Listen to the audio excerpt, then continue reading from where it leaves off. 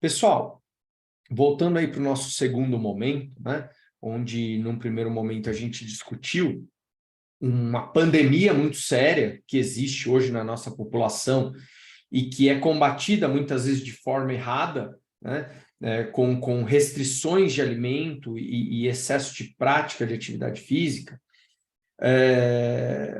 A gente vai agora contextualizar um outro caminho, né, que foi um caminho bastante interessante e que vivemos num momento muito próximo aí da nossa história, que está relacionado ao que a gente tem hoje de prática de atividade física no nosso mercado, né? Então, vamos começar com uma manchete bastante interessante, né, que acabou retratando uma situação, no mínimo, tensa para aqueles que por ela passaram, que foi quando uma manchete de jornal dizia que nós tivemos aí o primeiro caso confirmado de coronavírus, né, de Covid-19. Vejam que isso aconteceu em 25 de fevereiro de 2020, e logo na sequência o nosso Brasilzão já estava lá entre os países que mais existiam casos de óbito, um dos países que mais existia casos de óbitos por Covid-19 num intervalo de 24 horas. Então, notem que as coisas começam a se conectar aqui. Se eu tenho uma população com um dos maiores projeções de obesidade do mundo, tá? O Brasil, em torno de 60% de sobrepeso. O Japão, 3,5%, né? Mostra claramente para mim que eu tenho um problema sério. E que, mais uma vez, por mais que o Japão seja um país muito menor, né, não é para ter tanta discrepância assim, né? E que, como o coronavírus atacava geralmente pessoas com comorbidades relacionadas ao sobrepeso, não é de se assustar, né, pelas proporções da nação e também pelas características da população, que tivéssemos aí os recordes batidos no mundo com a relação de mortes pelo coronavírus, né? Então, notem aí que, devido à associação entre comorbidades e infecção pelo coronavírus, a gente teve um número que retrata bem aquilo que eu venho falando para vocês, ok? Se eu tenho um número que retrata bem aquilo que eu venho falando, vamos lá, qual que é a solução para esse número? Que é o que a gente falou também agora há pouco na nossa primeira parte da apresentação. Vamos fazer atividade física, beleza? Vamos colocar as pessoas para se movimentarem e a gente começa a combater esse tipo de coisa. É óbvio que se você quer um programa de combate à obesidade, não é no meio da pandemia que você tem que colocar ele, mas a gente sabe que é no meio da pandemia que a água bate na bunda, com o perdão da sinceridade, e que as pessoas começam a correr atrás daquilo que elas não faziam, né? E a nossa área começou a bater nessa história, principalmente aí, talvez em reflexo ao fechamento das academias. Uma quantidade gigante de trabalhos começaram a investigar os efeitos do exercício físico na saúde do sujeito, né? E até numa questão controversa. Existiam grupos que falavam, o exercício físico é saúde, né? E grupos, de uma forma muito séria, falou, pera lá, não é bem assim. Exercício físico é saúde, mas ambiente fechado dissemina a contaminação, né? É óbvio que é muito bom ouvir, abra sua academia, abra seu negócio, porque exercício físico é saúde. Eu vi pessoas até que se apoiaram nisso como ganho de causa, né? Eu vou me tornar popular porque eu estou defendendo a abertura de academias. E outros cientistas bastante sérios que viravam e falavam assim, não, peraí, não vamos abrir academia não, porque por mais que a prática de exercício físico seja saudável, a prática de exercício físico é saudável em modelo crônico. Crônico que eu digo o seguinte, médio e longo prazo. Dá para melhorar agudamente? Dá para melhorar agudamente também, mas não é agudamente que você vai conseguir reverter uma condição de obesidade do sujeito em 1 mês, 2 meses, né? Ah, mas eu posso combater a obesidade. Sim, você pode combater a obesidade. Mas lembre-se, você, para combater a obesidade de um cara que já está obeso, expor ele a um ambiente fechado, que aumenta a transmissão, também é um risco. Professor, qual a sua opinião? A minha opinião é neutra, não estou dando opinião nenhuma aqui. Eu estou levantando para vocês qual foram as condições que começaram a aparecer no mercado. Uns defendendo a abertura das academias, outros defendendo o fechamento. Uns dizendo que exercício físico era saúde, melhorava a imunidade. Outros dizendo melhora a imunidade, mas a curto prazo piora a imunidade. Quando você faz atividade física, o primeiro passo é piorar a imunidade, justamente porque a cascata imune vai começar a dar conta de proteção da porta de entrada, que é pulmão. Se você respirar demais, você tem uma diminuição de imunidade generalizada, justamente porque você tem um aumento da imunidade peripulmonar. Então, essas questões levantaram o nosso mercado e cada um dizia aquilo que mais lhe interessava. Quem queria que abrisse academia, dizia que tinha que abrir academia. Quem queria preservar idosos e obesos, dizia que tinha que fechar academia.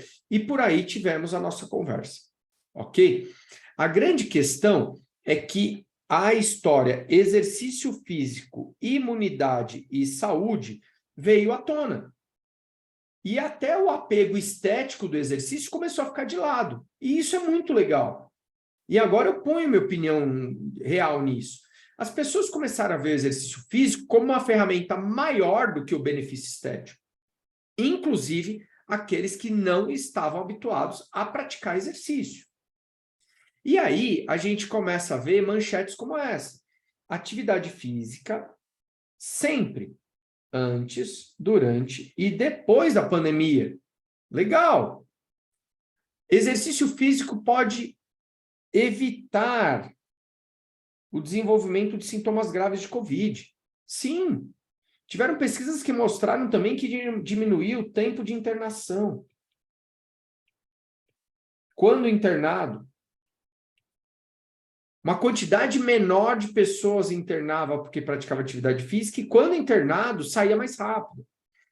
Exercício físico é muito legal e as academias estão fechadas. Vamos fazer exercício físico online. E é aí que começa a merda. Cuidados para as lives não virarem uma ameaça à sua saúde. Como prevenir lesões durante uma live? E por que eu estou tocando nesse assunto?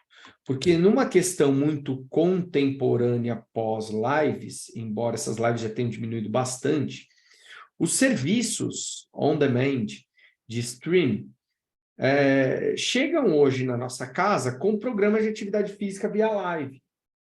E programas de atividade física que vão de aulas gravadas, tá? Até aulas ao vivo de grandes multidões à distância.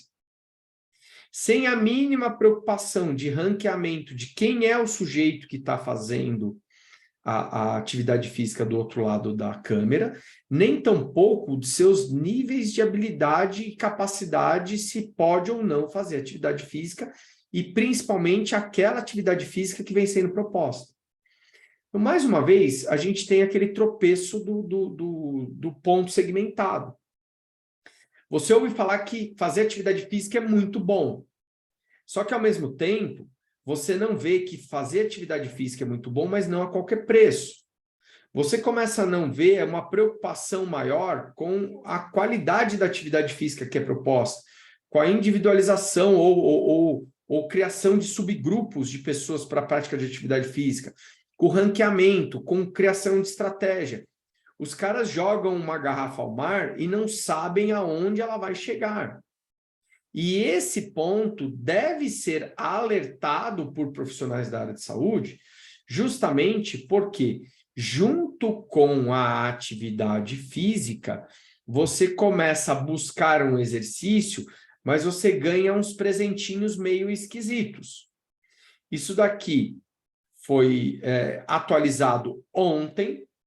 Ontem à noite, o Covid-19 tinha matado 6 milhões 850 mil pessoas no mundo.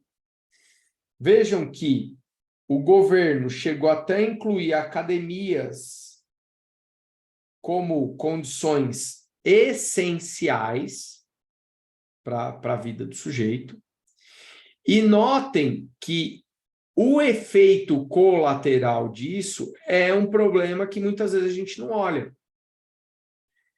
Eu fiz aqui um levantamento nos últimos 100 anos das grandes catástrofes que marcaram a humanidade, daquelas que ficaram aí mais famosas, tá? Então, pensa comigo, gripe espanhola matou 50 milhões de pessoas na década de 20. Segunda Guerra Mundial, estima-se que cerca de 85 milhões de pessoas morreram nessa condição. A grande praga de Londres, 75 mil pessoas. A gripe A, 18 mil. Surto de ebola, 11 mil. O tsunami do Oceano Índico, 227 mil pessoas, aproximadamente.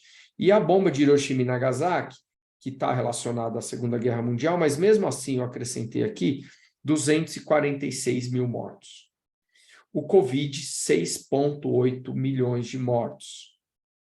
Nós tivemos, por essas catástrofes nos últimos 100 anos, 124.928.257 mortos, quando todas somadas. O grande problema hoje é que o mundo tem cerca de 7,5 bilhões de habitantes. 30% dessa população desenvolve dor lombar ao ano. 2 bilhões da população, 2,2 bilhões da nossa população desenvolvem dor lombar. E dos que desenvolvem dor lombar, 10% disso, ou seja, 225 milhões de pessoas, evoluem para dor lombar crônica. Dor lombar crônica é aquela que vai ficar carregando o cara por muito tempo. Tá? 3,8% da nossa população sofre de osteoartrose. Isso dá 286 milhões de mortos. Tá? Quando a gente soma isso com isso e divide pelo número de mortos das últimas grandes catástrofes dos últimos 100 anos, a gente vê... a Eliane falou que não está ouvindo, o pessoal está me ouvindo aí? Aqui o microfone está vivo. É só a Eliane ou tem mais alguém que não? Normal. Beleza. Eliane, dá uma olhada se não é o volume do seu celular ou do seu computador. Tá bom? Vamos lá. Voltando aqui. Então, quando a gente soma só dor nas costas e osteoartrose, a cada ano,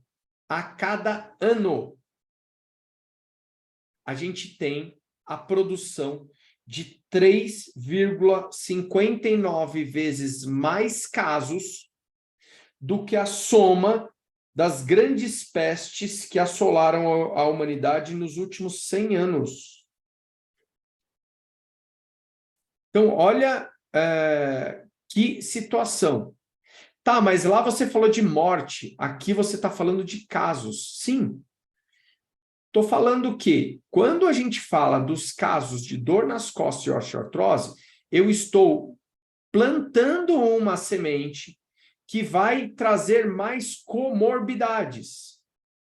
E isso é feito em produções de escala muito superiores à Covid-19, à Segunda Grande Guerra, à gripe espanhola e por aí vai. Essa é a maior pandemia que nós temos hoje na história. As relações de doenças musculoesqueléticas, de dores, desconfortos, principalmente porque elas são precursoras disso aqui, das maiores causas de morte no mundo. Então, notem que, segundo a OMS, em 2017, 17,7 milhões de pessoas morreram de doenças cardiovasculares. Isso representava 31% das mortes em nível global.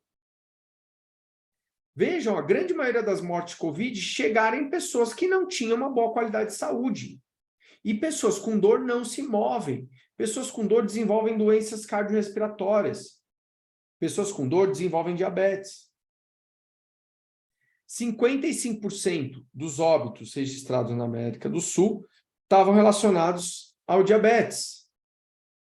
Um total de 243.200 adultos entre idades entre 20 e 79 anos. Então, esses números começam a assustar a gente justamente porque mostra que já passou da hora de nós olharmos com mais atenção para as lesões musculoesqueléticas. E o olhar para as lesões musculoesqueléticas ganha um tom especial quando a gente fala, por exemplo, de dor nas costas, que afeta cerca de 80% da população mundial. É responsável por bilhões de dólares com custo de saúde. E quando a gente fala de bilhões de dólares, envolve o quanto se acomete da população e envolve o quão errado se trata a população com dor nas costas hoje. Eu vou voltar nisso, quem já passou pelo curso sabe, mas pessoas que passaram por um processo de dor nas costas e fizeram 2, 3 exames de ressonância magnética, muitas vezes de forma precoce, não seguem hoje as diretrizes preconizadas por órgãos internacionais, que dizem que você só faz ressonância nuclear magnética se você tiver uma suspeita de outros fatores que não uma dor nas costas primária. Então, só de parar de pedir ressonância nuclear magnética para lombalgia no SUS, a gente já teria uma economia monstruosa do gasto com a dor nas costas. Uma outra coisa é o lugar que se trata a dor nas costas. Dor nas costas primária é tratada em ambiente de prática esportiva, em academia, em clube, em praça, em clínica de fisioterapia, sem a necessidade de maiores intervenções. Quando você chega a uma condição onde você precisa investigar melhor a dor nas costas, é porque uma grande parte da população falhou em relação a isso, da população profissional. Então, esse detalhe mostra que esses bilhões de dólares vão além do número de casos de dor nas costas e estão relacionados ao custo com o tratamento errado da dor nas costas. 90% a 95% da população que sofre a primeira vez uma dor nas costas estará plenamente recuperada em 2 meses, em torno de 8 semanas. Né? Então, se você tiver um bom ambiente de prática, numa academia, se você estiver num consultório de fisioterapia, se você estiver fazendo uma aula de uma ginástica XPTO e a pessoa conseguir interpretar uma dor nas costas e intervir imediatamente, você não vai evoluir para problemas superiores a isso, precisando de ajuda médica, tá? De cuidados médicos ou até de cirurgia. Tá? 95% dos custos associados à dor nas costas são gastos com a população remanescente, ou seja, aqueles que não melhoraram. Então, vejam que é um custo bilionário, mas o custo acaba sendo usado com as pessoas que não melhoraram. E acho que esse é o ponto primordial que a gente tem que colocar aqui. Se você hoje vai carregar um grupo que vai melhorar rápido, não se julgue um exímio tratador de dor nas costas, um cara que resolve o problema de dor nas costas. Quem resolve o problema de dor nas costas, geralmente, é quem consegue tratar esses 5 ou 10%, e não os 95% que melhorariam espontaneamente. Por isso que tratar dor nas costas é uma arte, né? E a gente tem que estar muito linkado a essa arte, justamente para não deixar esse assunto crescer. Deixa eu apagar aqui para a gente despoluir o slide. Esse artigo é um artigo bastante interessante que fala de uma revisão sistemática feita com população africana com dor nas costas e de risco associado. E uma das coisas legais que você começa a ler esse artigo é o apelo que eles fazem para que as autoridades olhem para a África, para países pobres, com mais carinho em relação às doenças musculoesqueléticas e não foquem a sua energia só em doenças infecto-contagiosas.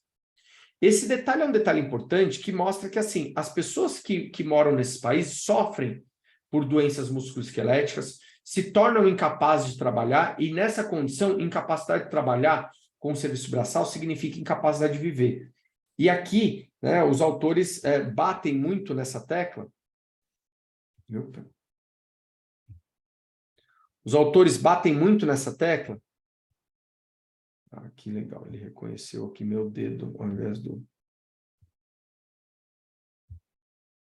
Pronto, voltei. Opa. Deixa eu apagar. Pronto. Já foi.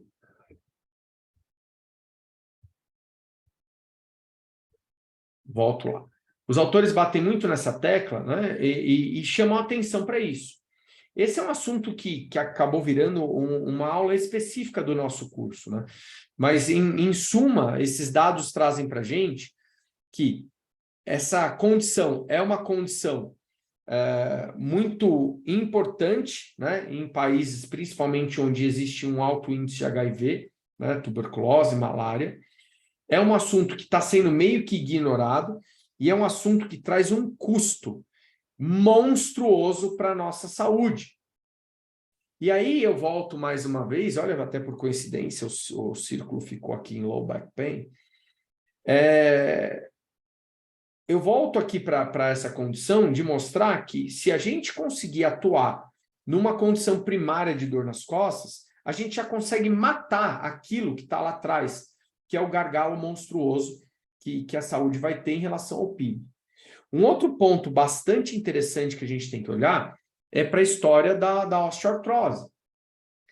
Como a gente sabe que a nossa população vai envelhecer e envelhecendo ela vai gerar mais osteoartrose, se eu aumentar o número de pessoas mais velhas, acima de 60 anos, eu aumento o número de casos de osteoartrose. E aumentando o número de casos de osteoartrose, eu preciso começar a aumentar os custos com essa população. Então, notem que aqui também a gente tem dados bem atuais que mostram, que mapeiam a osteoartrose e que mostram os riscos de custo dela e as projeções que existem, né, como eu falei para vocês aqui, ó, para 2050, da gente ter aí cerca de 17% da população numa condição de envelhecimento, tá? Outro detalhe interessante é quando a osteoartrose está altamente correlacionada com doenças de comorbidade. Então, notem que isso daqui é o percentual de dificuldade de andar de pessoas que não têm problemas de saúde e de pessoas que têm associado diabetes e também problemas de quadril e joelho relacionados à osteoartrose. Notem que uma pessoa que não tem problema de saúde, com mais de 60 anos, tem uma dificuldade de marcha de aproximadamente 10%. Se ela tiver osteoartrose de quadril e diabetes, a dificuldade de marcha dela pode subir para 70%. E isso é um caso muito perigoso, que vocês vão ver daqui a pouco quando a gente for falar das questões de envelhecimento. Então, notem aí que osteoartrose, problema nas costas, lembra lá, a dor nas costas, aproximadamente 20 anos. A osteoartrose, como o Diego lembrou, pode começar com uma lesão esportiva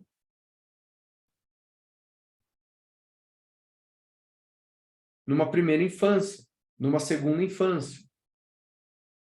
Então, se eu começo a ter rupturas ligamentares e instabilidade articular num entorse de tornozelo, isso pode evoluir para uma osteoartrose, não do tornozelo, mas de quadril por proteção, por descompensação de coluna e por aí vai.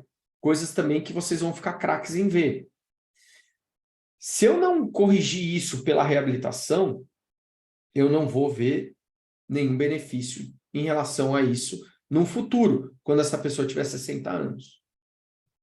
Aquele podólogo que cuida, né? Eu vejo porque assim, a minha filha teve isso. Né? Ela teve a unha encravada lá com coisa de 1, 2 aninhos de idade, né? E ela andava com o pezinho mais em garra, protegia tudo. E até falando com amigos da podologia aí, eu fui orientado a fazer massagem lá no dedinho dela, né? A deixar a unha crescer de forma coerente, e isso melhorou rapidamente, né? Se ela fica com dor nesse dedo e ela começa a desenvolver um distúrbio de marcha, isso vai inevitavelmente trazer uma artrose de quadril a médio e longo prazo. Então, notem que existem diversas situações que trazem a médio e longo prazo aquele caminho do mapa da desgraça que eu estou passando para vocês. Beleza? Outra coisa interessante, como eu vinha dizendo, eu havia dito, é o como a gente trata esse tipo de coisa.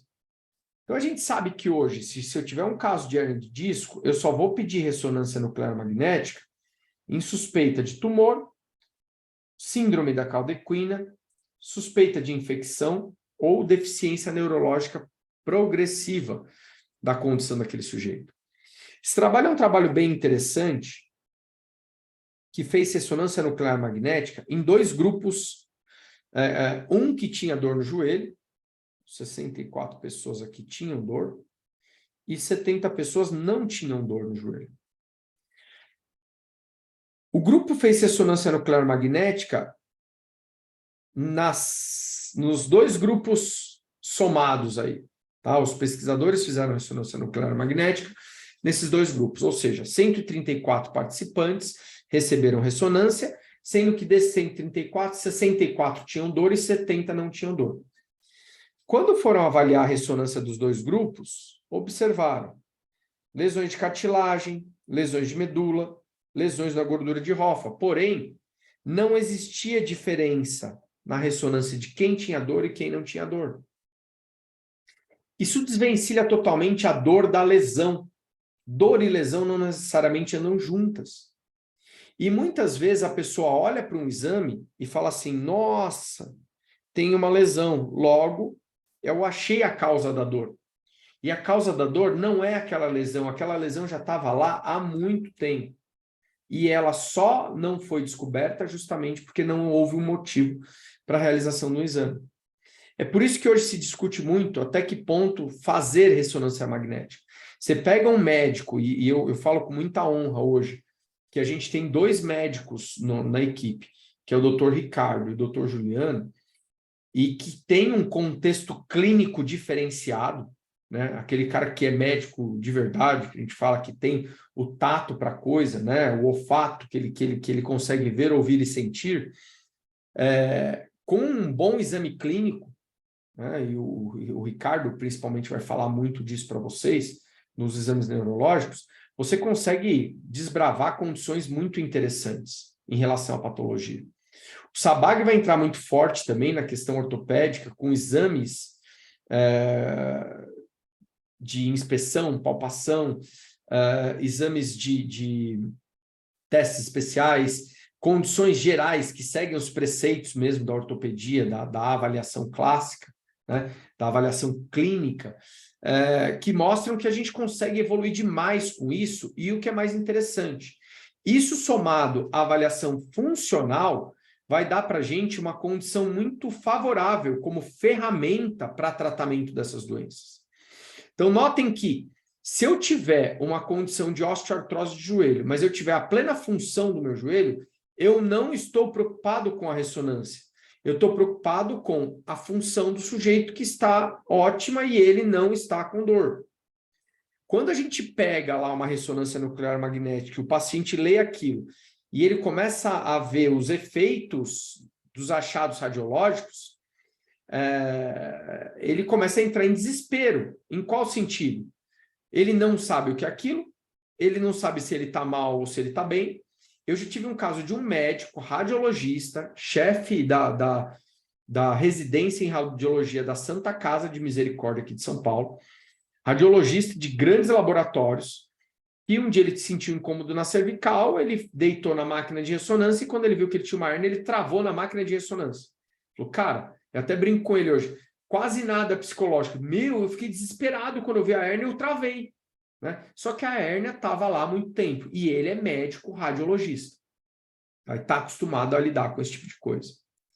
Beleza? Então, termos técnicos usados pela radiologia, pela ortopedia, pela neurologia, que muitas vezes não são de conhecimento do paciente, podem até exacerbar a dor do nosso paciente, né?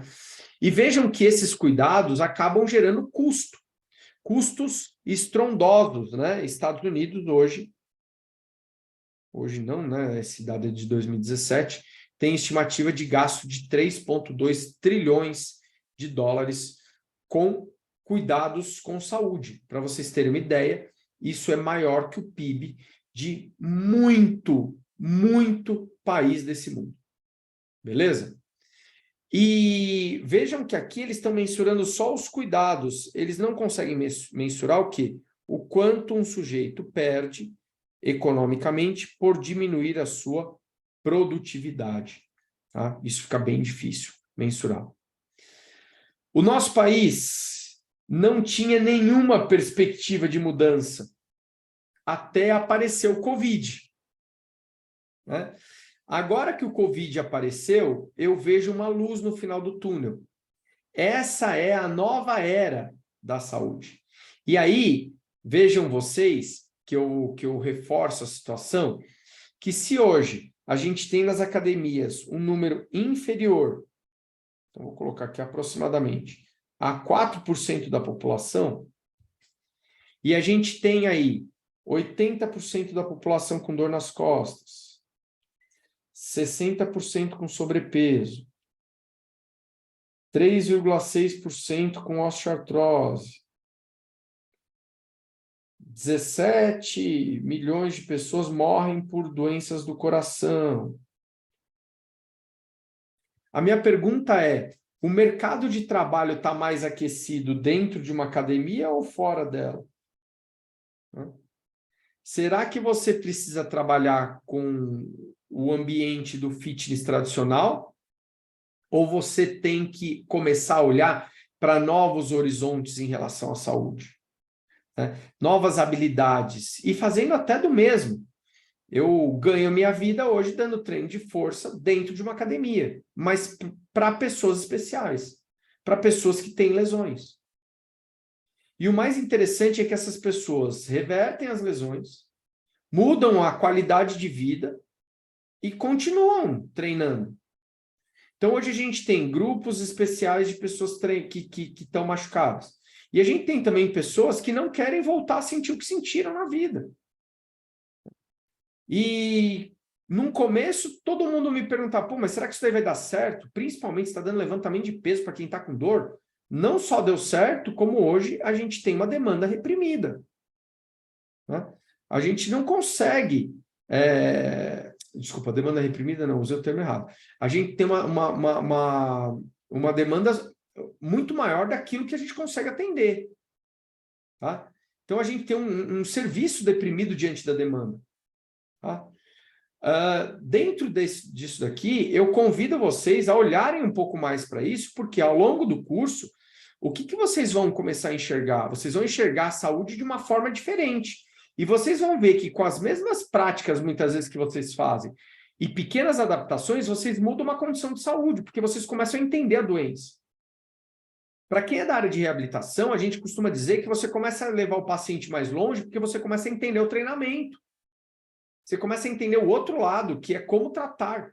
Eu vim numa faculdade de fisioterapia, de um curso extremamente tradicional, que não tinha e não tem até hoje o apego ao treinamento esportivo.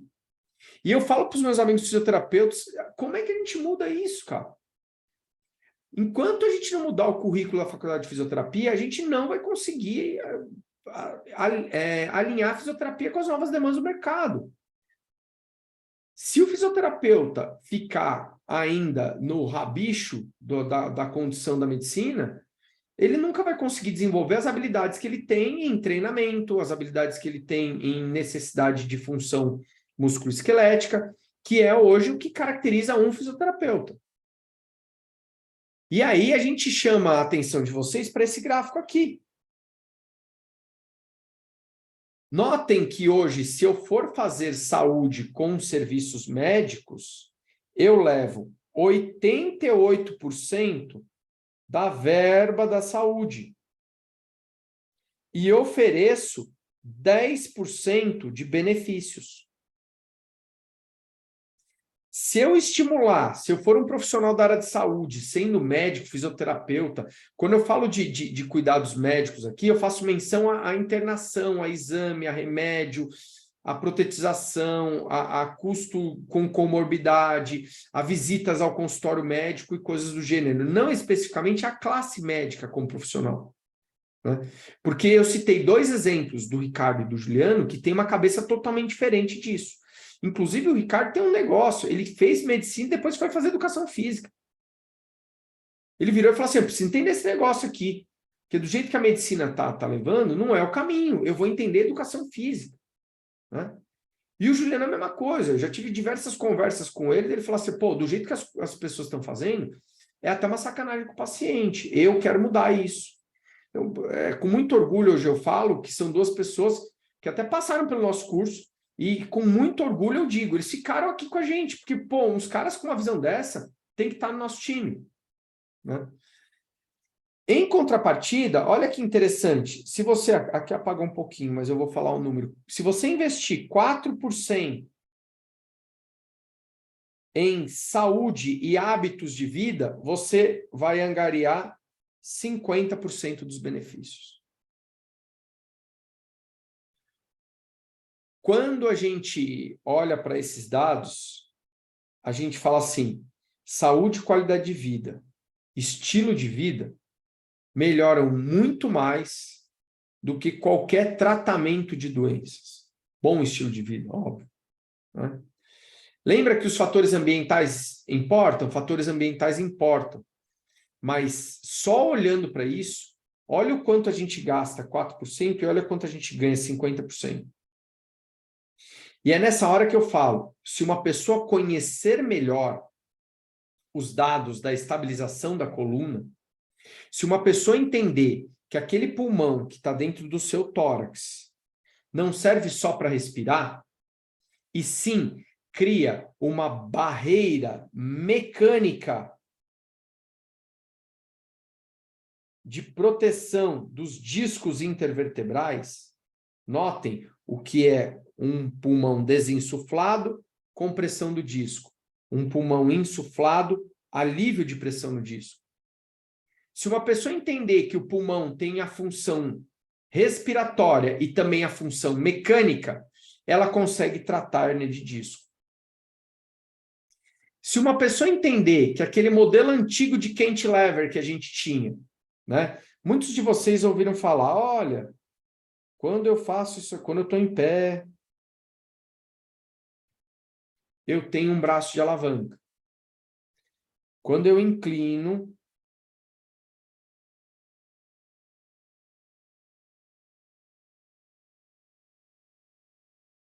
eu mudo o braço de alavanca.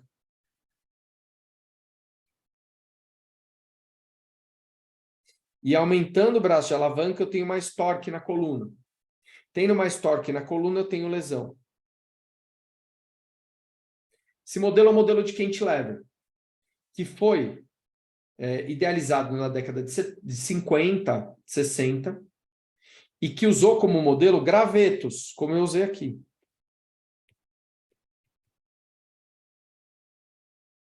Quando eu olho para uma classificação de pulmão como essa, eu vou falar, quando o indivíduo inclina, ele tem realmente um braço de alavanca aumentado, só que ele tem um tórax e vísceras.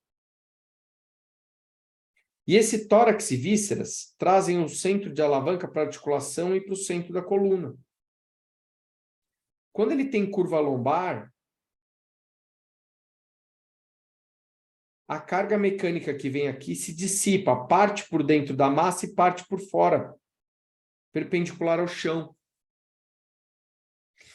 O disco intervertebral suporta de 60 a 90 quilos de carga aproximadamente. Mas a área do disco vertebral é muito pequena dentro da área de vísceras comprimidas. Então, se eu cortar esse sujeito no meio e ver que o disco intervertebral está aqui, e ver que aqui eu tenho as costelas e aqui eu tenho vísceras, A carga de compressão não está em cima do disco, ela está distribuída em cima de tudo isso aqui. A carga não chega no seu disco, a carga é distribuída nas suas vísceras. E isso dá para a gente a magia de poder inclinar assim sem medo, inclusive para tratar dor nas costas. Coisa que por muitos anos foi proibida. Não faça isso porque você tem dor nas costas. Aí o sujeito perde habilidade, perde força e perde todo o contexto de estabilidade da coluna. Santa biomecânica. Foi ela que trouxe para a gente toda essa dinâmica da coluna que mostra que o modelo de Kent-Lever é um modelo extremamente desatualizado. Hoje a gente tem uma dinâmica neuromotora que vai de serviços involuntários, como é o caso do nervo frênico, centro de respiração, córtex, centro postural, até condições voluntárias. Parar de respirar, respirar, movimentar os braços, tocar um pé no chão. E graças a todo esse contexto ecossistêmico, o que a gente tem? A gente tem uma ação muscular de proteção, que é exemplificada aqui, que aumenta a área do disco, porque não usa só mais a área do disco, e sim toda a área da coluna, que aumenta a pressão interna, que associa a um travamento da respiração e aumenta a pressão interna do tórax, e cria aqui um barril rígido de suporte de carga. A coluna, por muitos anos, foi tratada como um frágil cristal. Só que a partir do momento que ela é interpretada como um sistema mecânico complexo, a gente fala, é uma das peças mais fortes do nosso corpo. Por que a nossa população, então, sofre com isso? Porque a nossa população vive uma condição de sedentarismo.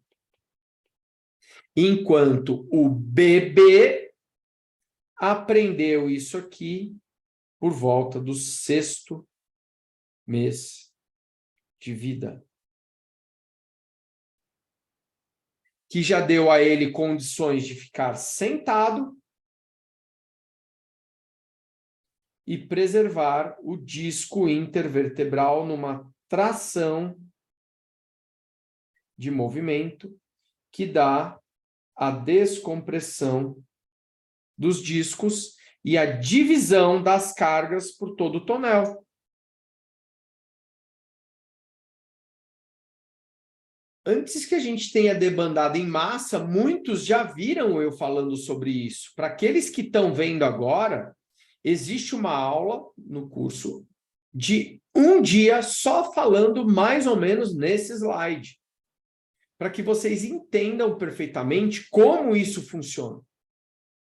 E a partir do momento que vocês entendem como isso funciona, vocês começam a criar terapias com isso. Como dizem os artigos, será que quando eu treino o sujeito muda a condição dele? Aqui a gente vê um exemplo de um sujeito que não consegue suportar a dureza do tonel. E aqui um que consegue contrair os músculos e transformar esse tonel em algo muito mais fixo e firme. Notem que, quando a gente fala de atividade física, existe já abaixo-assinado na literatura que mostra que você pode restaurar as condições de um indivíduo desde que você estimule e ensine ele os lugares que ele vai contrair. Notem que aqui você tem uma horizontalidade da parede abdominal, enquanto aqui você tem a parede abdominal sendo vencida pela gravidade.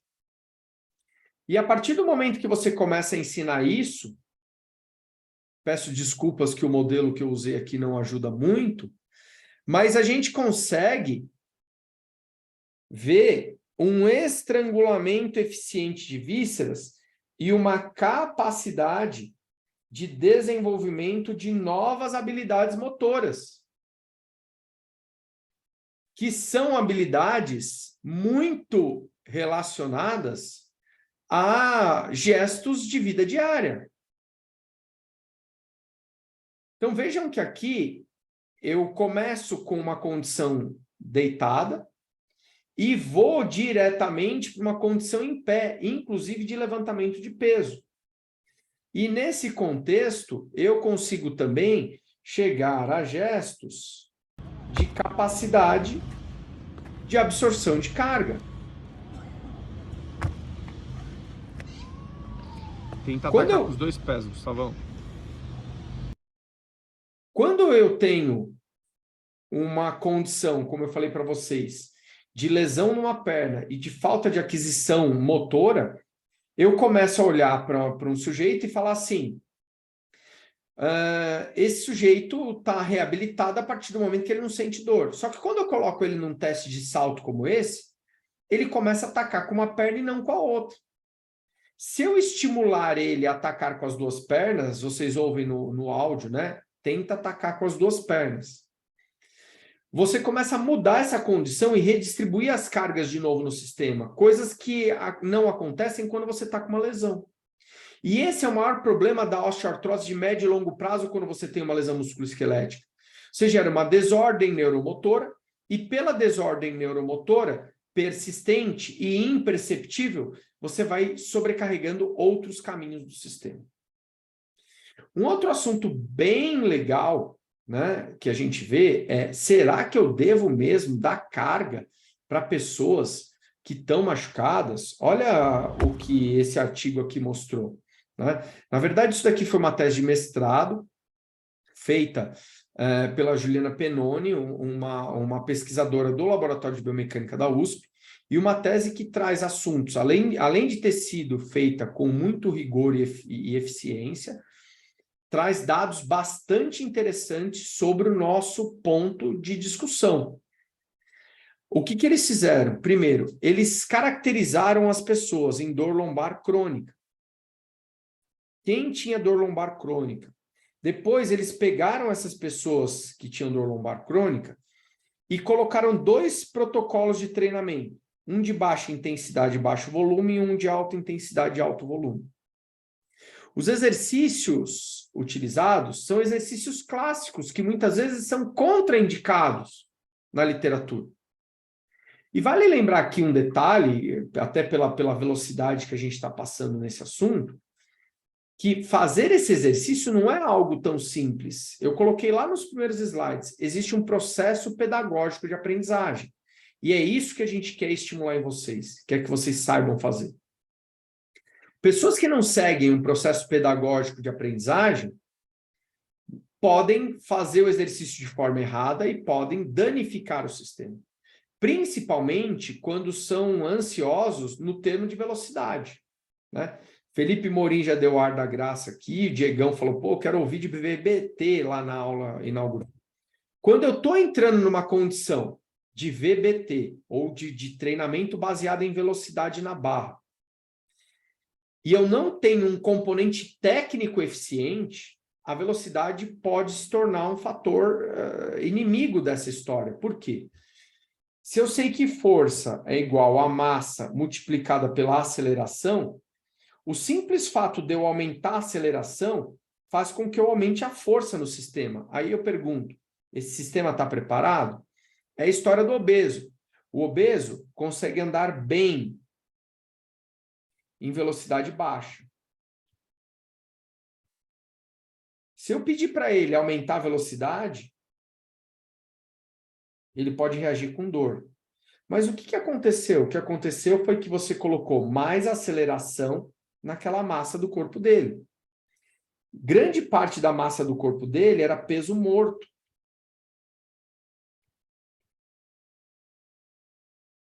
E os músculos dele ainda estão em fases de fortalecimento diante daquilo que ele tem. Então, notem aqui que significa que o obeso é fraco? Não, o obeso tem sobrecarga. Se ele for obeso e sedentário, ele pode se tornar um cara com muita sobrecarga e fraco. Ele está enfraquecido, está com sobrepeso morto. que é a gordura. Nessa hora, se eu pedir para ele aumentar a velocidade da caminhada, ele evolui com dor. Então, notem que quando a gente fala de exercícios como agachamento livre, levantamento terra e avanço, a gente tem que saber se aquele cara está preparado para fazer isso. E esse trabalho seguiu esse rigor. Tá? Ah, professor, então posso ou não posso dar agachamento? Depende, ele sabe fazer agachamento? Se ele souber, pode. Até onde eu agacho? Até onde ele mantém técnica. Se ele perder técnica, você para. E assim a gente vai trabalhando com essas respostas que acabam gerando uma condição de dúvida nos nossos alunos. Tá? Muita gente procura sim ou não, e eu digo o seguinte, não vá entre sim ou não, vá naquilo que você pode por motivos de, e assim você resolve o problema. Beleza? Bom, em ambos os experimentos foi medida a intensidade da dor, o nível de capacidade funcional, seguindo esse questionário, e o que foi mais legal foi a mensuração da área de secção transversa e de citocinas inflamatórias. O que o grupo queria saber? Legal, o cara melhora a dor, melhora a qualidade de vida, agora melhora a inflamação? Porque se melhorar a inflamação, você pode começar a falar que o exercício é anti-inflamatório. E isso, por mais que já tenha sido bastante discutido, ainda assusta muita gente. O exercício é anti-inflamatório, quando bem dosado. Então, vamos começar a olhar. A partir daí, nas relações funcionais, eu não vou entrar em detalhes disso daqui, mas foi medida a força de reação do solo, muitos aqui ainda não sabem o que é isso, a gente vai falar. As características inerciais foram usadas para a reconstrução do movimento, e também a característica eletromiográfica de reto abdominal, multífido lombar e vastos. Olha que interessante. Os 35 portadores de dor lombar crônica, em comparação ao grupo controle, apresentaram no primeiro momento maior inflamação sistêmica, uma área de secção transversa da coluna mais baixa, mais impacto ao andar e menor movimentação de quadril para se proteger desse impacto. Isso chegou a uma conclusão que pessoas com dor lombar crônica têm, sim, uma deficiência biomecânica, além da deficiência coordenativa. E isso é uma diferenciação bem interessante. A deficiência coordenativa gera uma incapacidade de controlar a carga. Logo, você passa a ter também uma deficiência biomecânica. E a maior alegria veio depois da área de treinamento, depois da sessão de intervenção nessas pessoas. A área de secção transversa dos multífidos que tem alta relação com dor nas costas aumentou em 15%. Durante a marcha, melhor capacidade de atenuação de carga. A atividade do reto abdominal diminuiu na fase de passar a perna. Significa que a marcha ficou mais econômica. Quando se mediu a atividade eletromiográfica, os multífidos se tornaram mais presentes, ou seja, o treinamento melhorou o aspecto coordenativo, melhorou o volume do músculo, melhorou a economia de energia quando o cara anda. E olha que interessante. Embora o grupo treinado em alta intensidade tenha apresentado maior decréscimo do score funcional em relação ao outro grupo, os dois apresentaram dados muito semelhantes nos parâmetros analisados pós-intervenção. E as citocinas inflamatórias foram moduladas numa direção anti-inflamatória. Notem que, em relação ao grupo controle, essas pessoas melhoraram a qualidade de movimento também. Não foram só os pontos isolados. E o mais interessante, o exercício agiu como um anti-inflamatório natural do organismo. Assim, isso é uma conclusão minha, independentemente de intensidade, volume estudados, o treinamento de força não apenas reduziu a percepção de dor e a inflamação sistêmica, como também afetou positivamente parâmetros biomecânicos indicativos de movimento. O cara andou melhor em exercícios básicos, em pessoas que tinham dor nas costas. Eu ouvi um grito aí na sala, não sei se foi um suicídio. Não, que Solange gritou. Tudo bem, Solange? Tá tudo bem por aí. Pessoal, eita, o cachorro não gostou daquilo que eu falei. Quem está com o microfone lá? Quem está simulando um cachorro na sala? Não.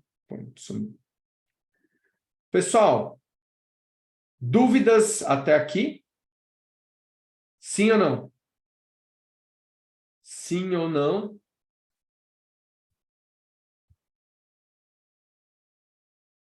Boa. Vamos, então, agora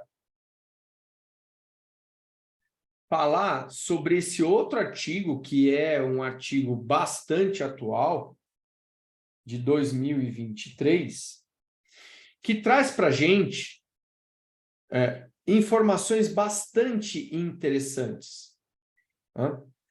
Primeiro, o que a gente já sabe, exercício é um tratamento eficaz para osteoartrite, osteoartrose. Mas a nossa dúvida é se ainda os efeitos analgésicos do exercício são mais eficientes que os anti-inflamatórios não hormonais e paracetamol, que são justamente os medicamentos mais eficientes para a osteoartrite. E olha que interessante, as novas descobertas mostraram que quando comparado o anti-inflamatório não hormonal oral e o paracetamol, numa meta-análise que avaliou 152 ensaios clínicos com 17 mil participantes, o exercício mostrou-se, de fato, como um remédio de efeito analgésico semelhante aos anti-inflamatórios não hormonais e os analgésicos como o paracetamol. As conclusões desse artigo, volto a dizer, um artigo bastante atual, de 2023, o exercício tem efeitos semelhantes aos anti-inflamatórios e analgésicos. Dada a excelente segurança do não efeito colateral do exercício quando bem empregado, e eu vou ressaltar isso, quando bem empregado, notem que se torna um processo, uma ferramenta de farmácia natural que hoje profissionais da área do movimento têm para o tratamento de doenças e controle da dor.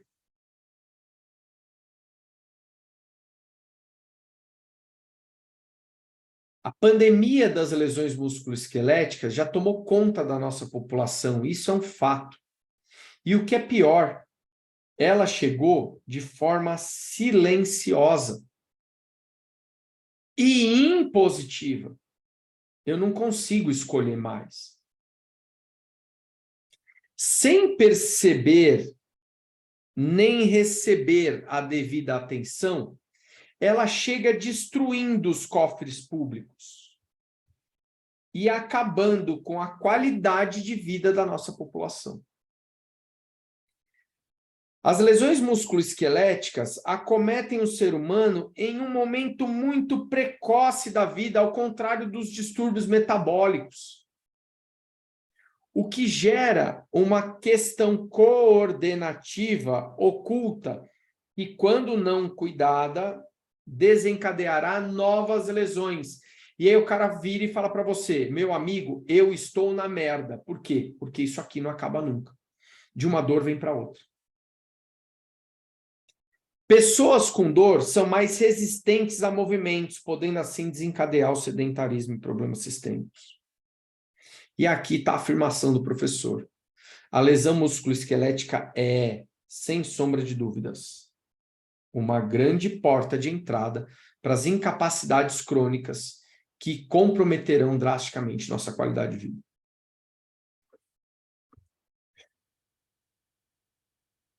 Pior fica quando uma lei natural nos mostra que iremos envelhecer.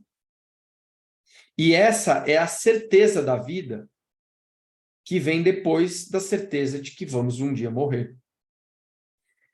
Quem não conseguir morrer de forma precoce, inevitavelmente vai envelhecer. E envelhecendo, a gente sabe que a gente vai começar a carregar tudo isso ao longo da nossa vida.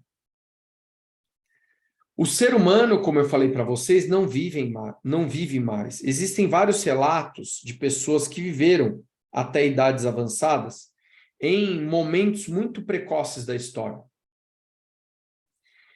A estimativa é que em 2030 tenhamos aproximadamente 84,4 anos de expectativa média de vida. E o que é pior, estamos envelhecendo pobres, sem condições de pagar pela saúde que iremos consumir. E pelas perspectivas de país, sem esperança de termos uma saúde pública melhor nos próximos 10 anos. Só para vocês terem uma ideia, o Brasil, hoje, leva até 9 gerações para tirar um sujeito de uma condição de pobreza familiar. E isso preocupa demais porque outros países, como o Japão, né, levam 2 gerações. Canadá, 4 gerações. Né? A gente vive num país sem perspectivas de crescimento com isso. Em milhões por ano, envelhecer significa ir mais ao médico, gastar mais dinheiro com medicina. E se isso vem acontecendo, notem que nós estamos diante de uma pandemia que vai além da pandemia musculoesquelética. E sim, o rastro, a sequela, a cicatriz do que deixa uma pandemia musculoesquelética. Notem que, a partir dos 60 anos, o custo com internação e com cuidados hospitalares vai aumentando. E a partir dos 60 anos, também aumenta quem? A osteoartrose. Eu falei para vocês que pessoas que têm osteoartrose acabam desenvolvendo, junto com diabetes, uma maior incapacidade de andar. E pessoas que têm maior incapacidade de andar caem. E as quedas matam. Notem aí, né? Uma gentileza dos dados do professor Carlos aqui. No mundo, a cada ano, existem 684 mil quedas fatais. 37,3 milhões de quedas que requerem tratamento médico. Tratamento médico gera custo. Haja visto que o Ricardo é rico, Juliano é rico. Cada queda está associada a um risco aumentado de morbidade e mortalidade. 60% da população que cai morre no primeiro ano pós-queda. A queda traz lesões, lacerações e fraturas. Por incrível que pareça, casa de espeto, ferreira de pau, há 2 meses atrás, a minha avó sofreu uma queda e fraturou o fêmur. E eu canso de falar as consequências do sedentarismo na terceira idade. Por uma minoria do destino, ela tem uma habilidade física impressionante. Com 85 anos, ela agacha full, ela levanta, e em 2 meses, praticamente, ela está em pé sem nenhuma sequela. Mas não é de praxe esse tipo de conduta. Outro problema relacionado à queda são os problemas psicossociais, isolamento social. O cara não sai na rua por medo de cair. Trabalhei um trabalhinho bem interessante que mostra, através da análise do SUS brasileiro, entre 2000 e 2020, ou seja, 20 anos de acompanhamento, em um estudo descritivo, 22,5% dos óbitos de idosos ocorridos entre 96 e 2005 decorreram de quedas. As quedas geraram 1 bilhão, olha lá, 1.746.000 internações em idosos e trouxeram um custo de 2.395.702.000 reais e 75 centavos. Vocês sabem o que isso significa? Praticamente, quase que o PIB do Brasil em um ano. Tá?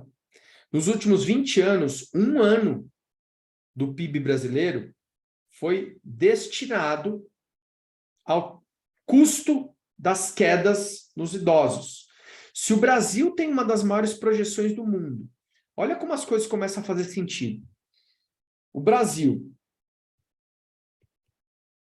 tem uma das maiores populações do mundo, uma das maiores projeções do mundo de envelhecimento, chegando a aproximadamente 20% da população com mais de 60 anos.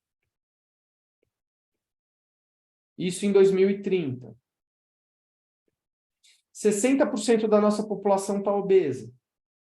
A obesidade é preditor de osteoartrose. Também preditor de diabetes. E a diabetes e a osteoartrose somadas geram problemas de marcha. Começa a fazer sentido. Mais pessoas com problemas de marcha, mais pessoas caindo, mais pessoas fraturando, mais pessoas dando custo, e o Brasil não tendo dinheiro para pagar tudo isso.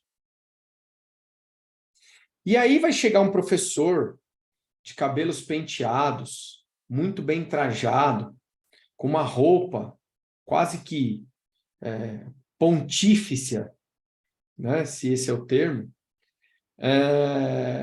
dando aula para vocês de marcha e vai falar desses dados aqui. O professor Carlos Cardoso traz para vocês um indicativo de velocidade de marcha e risco de queda. E aí a gente fala assim, eu preciso estar lá dentro de um laboratório de biomecânica para ver isso? Não, em hipótese alguma. Você pode simplesmente ter lá um cronômetro, você pode ter um espaço de distância conhecida, e pelo cronômetro e distância conhecida, você pode medir a velocidade de marcha do sujeito. Idosos com velocidade de marcha menor que 0,7 metros por segundo, tá? Isso dá perto de 2,5 km por hora, apresentam um risco 50% maior de sofrer uma queda do que um idoso com velocidade de 1 metro por segundo, 3,6 km por hora. Se o idoso tiver velocidade entre 0,7 e 1, o risco de queda cai para 20%. Agora eu pergunto, o que determina a velocidade de marcha? Força de membros inferiores. Como eu falei, eu falo força, mas na verdade a gente tem que falar a potência de membros inferiores. Uma pessoa que tem potência de membro inferior anda melhor e não cai. Ou pelo menos diminui o risco de queda. Segundo dados bem atuais, Velocidade de marcha menor que 0,8 pode ser um fator de corte para sarcopenia em idosos. Além de um preditor de queda, mostra que o cara não tem força em membro inferior. Não tem potência em membro inferior. Agora a pergunta, vocês acham que vocês conseguem reverter isso? Obviamente que sim. Eu tenho casos de reversão onde a pessoa aumenta 1 km por hora de marcha em coisa de 4, 5 sessões de treinamento de membro inferior. Só pelo aspecto coordenativo e alongamento da passada, habilidade de avançar sobre as pernas, ela aumenta a velocidade de marcha. E diminui o risco de queda. Se vocês olharem então para isso, lembrem disso aqui. Pessoas com diabetes e cardiopatias vão cair. E pessoas mais idosas começam a perder a força na perna e, consequentemente, a velocidade. Tudo isso vocês vão ter ao longo do curso. Outro detalhe é que a falta de força muscular tira a nossa proteção dos ossos. Pessoas que não têm força tiram a anisotropia de compressão e colocam cargas de tração. Isso aumenta a condição de fraturas. E por muitos anos, idosos que caíam eram treinados numa condição de força com altas cargas. Quando, na verdade, a queda leva um curto período para acontecer. E as altas cargas fazem com que a produção de força seja lenta, leve um longo período para acontecer. Como as cargas da marcha acabam acontecendo em curtos períodos de tempo, descobriu-se ao longo da história que para melhorar a condição de vida de pessoas, você teria que usar exercícios relacionados a membro inferior em altas velocidades, não se preocupando com a massa. A massa do peso do corpo é mais do que suficiente para melhorar a condição de vida de um idoso. E aí a gente costuma dizer que o exercício vai além do quanto o meu músculo vai contrair. A gente costuma dizer que o exercício envolve tarefas motoras, o exercício envolve condições de outros tecidos, como ossos, músculos e articulações, a harmonia entre o sistema e o organismo, um equilíbrio de economia de energia pelo balanço entre gasto e preservação, e principalmente com isso você ganha de brinde a prevenção de lesões musculoesqueléticas. Existem fatores importantes na nossa vida. E esses fatores precisam mudar radicalmente os nossos caminhos muito rápido. Singapura tem uma característica, como eu falei para vocês, de coparticipação. Você também é responsável pela sua saúde. E de prática de atividade física em massa. Em todas as idades. É por isso que Singapura gasta só 4,6% do PIB. E olha um outro dado aqui do professor Carlos Cardoso. A aderência hoje de adultos e jovens para recomendações de exercício aeróbio e exercício de força no mundo está em relação apenas de 1 para 5 dos adolescentes adultos atingidos. O mundo não faz atividade física e o Brasil não poderia ficar atrás de uma marca tão importante como essa. Contrabalanceando nossa questão, as práticas hospitalares ainda são muito presentes na nossa vida. E o exercício físico perde caminho para internações e medicamentos. A inteligência artificial vem chegando de forma avassaladora, roubando um senso comum e fazendo com que esse senso comum seja aplicado nas academias. O app que conta a série, o app que conta a caloria, o app que conta a sua frequência cardíaca, mas não tem aquele app que te interpreta, te entende e fala assim, olha, vamos ser mais coerente naquilo que a gente quer. Justamente porque a inteligência artificial é pautada numa questão muito interessante. Ela vê o que mais se fala sobre o assunto. E quando ela fez um levantamento do que mais se fala sobre o assunto, tudo que a gente tem é uma condição chamada senso comum. Não só o chat GPT, como todas as suas derivadas, como os aplicativos de diagnóstico precoce, como N outros aplicativos que existem há mais de 10 anos. Em 2017 eu falava de inteligência artificial na saúde. A gente nota que todos esses componentes são baseados em uma coisa muito leviana do que é saúde. Justamente porque o senso comum ainda está numa condição leviana da saúde. E o nosso país vive numa condição educacional que coloca hoje ele em uma posição muito desfavorável quando o aspecto é educação. Principalmente na área de saúde. Principalmente naquelas pessoas que estão fazendo a saúde. Médicos, nutrólogos, fisioterapeutas, engenheiros, educadores físicos, precisam ser mais estimulados fora do hospital.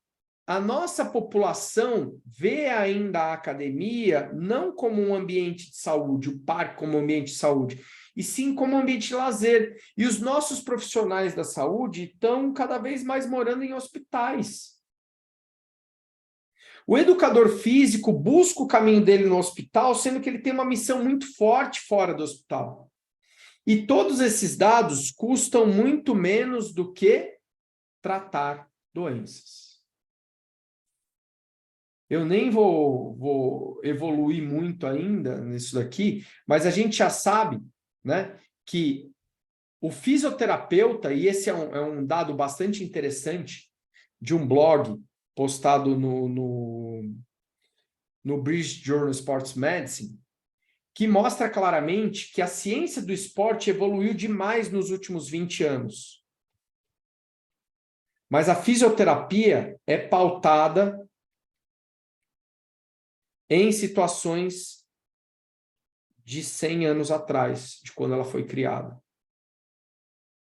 E aí fica aquela conclusão, né?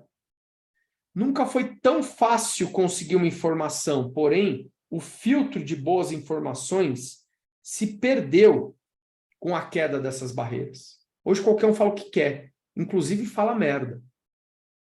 Uma boa informação precisa ser associada a um contexto para que se consiga alcançar relevância clínica.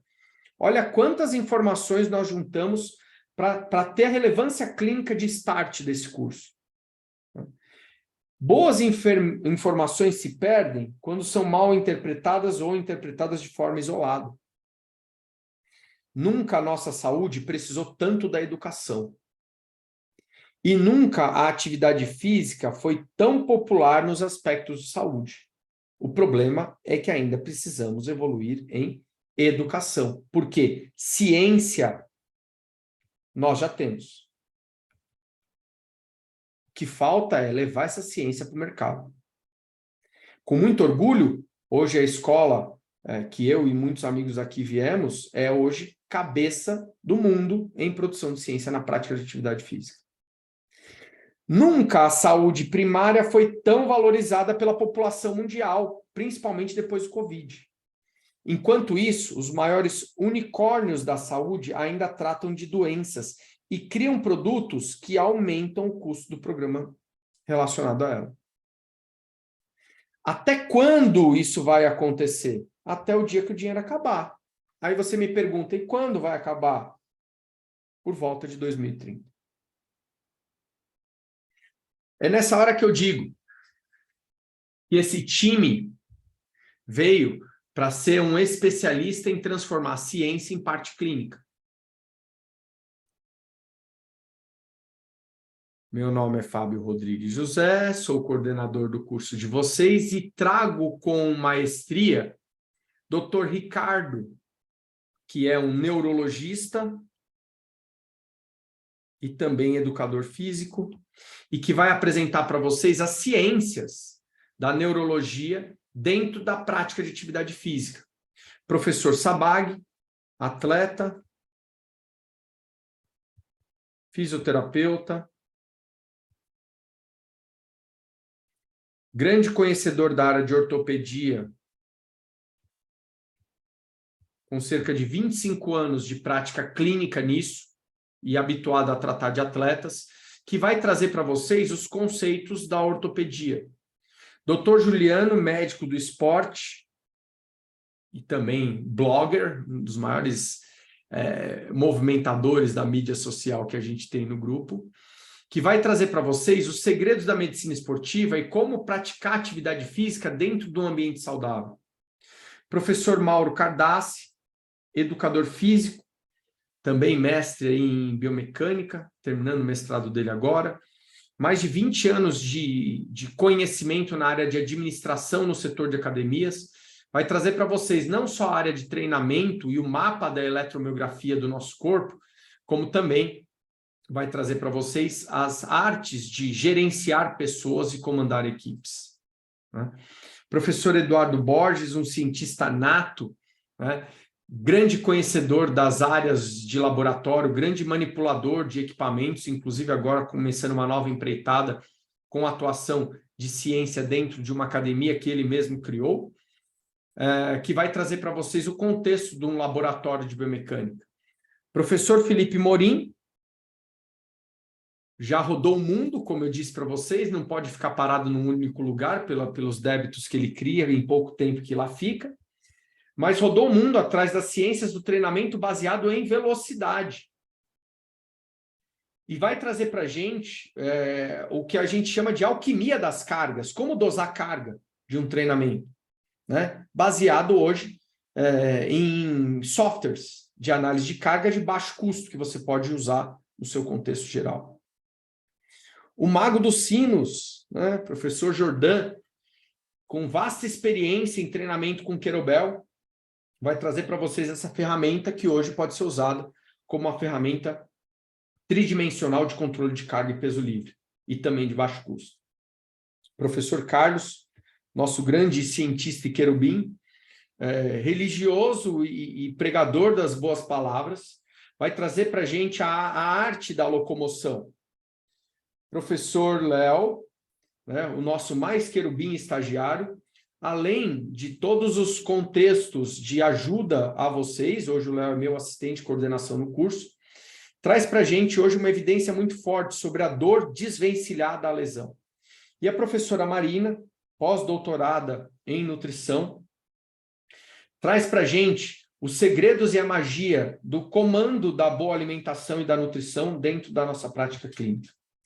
Montamos um curso que vai da biomecânica básica para biomecânica aplicada, dentro de treinamento de força, biomecânica aplicada dentro das características da locomoção. Iremos, então, para as lesões musculoesqueléticas e também para os fatores de reabilitação.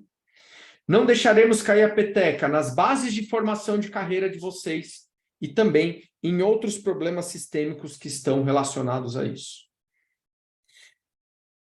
Mais uma vez, aos que participaram dessa aula e têm interesse de ingressar no nosso curso, esse final de semana a gente vai manter o valor do segundo lote como benefício daqueles que vieram e perderam uma manhã com a gente, estudando um pouquinho mais. Aqueles que já estão inscritos no nosso curso e que aqui estão, sejam bem-vindos, né? E vamos com tudo, porque essa é uma missão nada fácil, eu espero ter mostrado isso para vocês. Fico muito feliz, né, que essa hora, todo mundo com fome, e sabendo que a aula vai ficar gravada, a gente ainda tem 48 participantes na sala. Lembro vocês que nos sigam nas mídias sociais, minha e dos demais professores, que eu pedi para vocês até printarem aí a tela. Né? Eu vou até printar essa tela aqui, que vale a pena para mandar no grupo de vocês. E deixo aí, né, os meus mais sinceros agradecimentos, abrindo com a frase que eu sempre gosto de abrir qualquer contato inicial que eu tenha com os alunos, que é uma frase maestral, que a gente costuma dizer, né? Que é aquela mente que se abre a uma nova ideia jamais volta ao seu tamanho natural. E eu aqui convido vocês a abrirem a mente a essa nova ideia. Beleza, pessoal?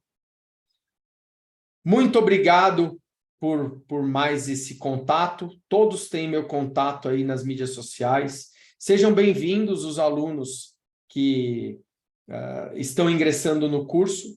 Né? Vocês vão ter 2 grupos, um grupo de chat, de bate-papo, onde vocês vão poder falar com a gente à vontade. E vocês vão ter também um grupo onde a gente vai mandar recados. Tá? Então, o pessoal que já está inscrito no grupo tem um grupo paralelo ao pessoal que participou, que se inscreveu para essa aula. Todos os recados vão naquele grupo e daqui a pouco a gente vai abrir a discussão para que vocês tenham um segundo grupo. Por que a gente faz esse discernimento de grupo? Justamente para que não polua a informação de conversa entre o grupo com informações importantes que a gente queira passar para vocês. Pessoal, tenham todos um ótimo final de semana. Foi um prazer imenso estar aqui com vocês. Adorei mais uma vez rever amigos de turmas anteriores, novos amigos que estão chegando, e queria mais uma vez agradecer a todos vocês aí pela persistência e pela paciência. Fica aqui o nosso muito obrigado, como sempre de praxe, dizendo que o Deus daqui sauda ao Deus que habita em cada um de vocês. Obrigado, até a próxima, valeu, namastê, valeu, obrigado pessoal, obrigado.